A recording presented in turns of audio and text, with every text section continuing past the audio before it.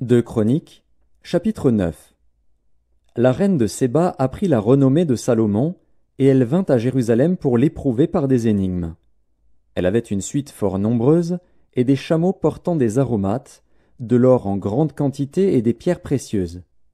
Elle se rendit auprès de Salomon, et elle lui dit tout ce qu'elle avait dans le cœur. Salomon répondit à toutes ses questions, et il n'y eut rien que Salomon ne sût lui expliquer.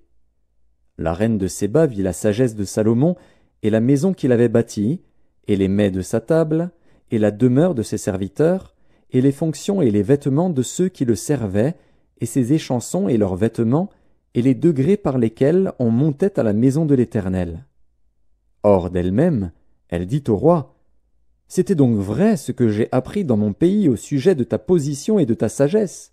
Je ne croyais pas ce qu'on en disait, avant d'être venu et d'avoir vu de mes yeux. Et voici, on ne m'a pas raconté la moitié de la grandeur de ta sagesse. Tu surpasses ce que la renommée m'a fait connaître. Heureux tes gens, heureux tes serviteurs, qui sont continuellement devant toi et qui entendent ta sagesse. Béni soit l'Éternel, ton Dieu, qui t'a accordé la faveur de te placer sur son trône comme roi pour l'Éternel, ton Dieu. C'est parce que ton Dieu aime Israël et veut le faire subsister à toujours qu'il t'a établi roi sur lui pour que tu fasses droit et justice. Elle donna au roi 120 talents d'or, une très grande quantité d'aromates et des pierres précieuses. Il n'y eut plus d'aromates tels que ceux donnés au roi Salomon par la reine de Séba.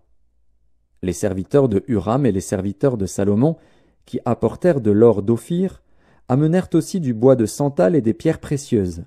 Le roi fit avec le bois de santal des escaliers pour la maison de l'Éternel et pour la maison du roi, et des harpes et des luttes pour les chantres. On n'en avait pas vu de semblable auparavant dans le pays de Juda. Le roi Salomon donna à la reine de Séba tout ce qu'elle désira, ce qu'elle demanda, plus qu'elle n'avait apporté au roi. Puis elle s'en retourna et alla dans son pays, elle et ses serviteurs. Le poids de l'or qui arrivait chaque année à Salomon était de 666 talents d'or, outre ce qu'il retirait des négociants et des marchands qui en apportaient, de tous les rois d'Arabie et des gouverneurs du pays, qui apportaient de l'or et de l'argent à Salomon. Le roi Salomon fit 200 grands boucliers d'or battus, pour chacun desquels il employa 600 cycles d'or battus, et 300 autres boucliers d'or battus, pour chacun desquels il employa 300 cycles d'or. Et le roi les mit dans la maison de la forêt du Liban.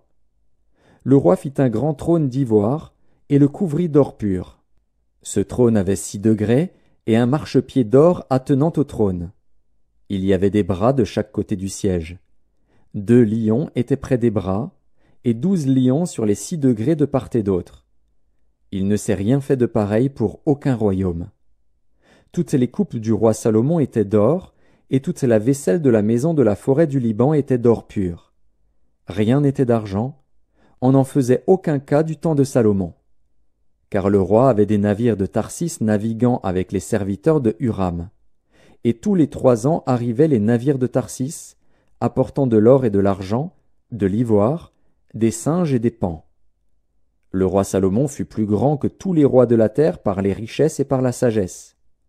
Tous les rois de la terre cherchaient à voir Salomon pour entendre la sagesse que Dieu avait mise dans son cœur.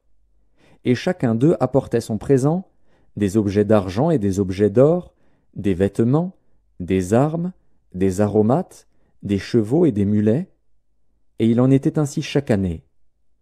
Salomon avait 4000 crèches pour les chevaux destinés à ses chars, et 12 000 cavaliers qu'il plaça dans les villes où il tenait ses chars et à Jérusalem près du roi. Il dominait sur tous les rois, depuis le fleuve jusqu'au pays des Philistins et jusqu'à la frontière d'Égypte. Le roi rendit l'argent aussi commun à Jérusalem que les pierres, et les cèdres aussi nombreux que les sycomores qui croissent dans la plaine. C'était de l'Égypte et de tous les pays que l'on tirait des chevaux pour Salomon.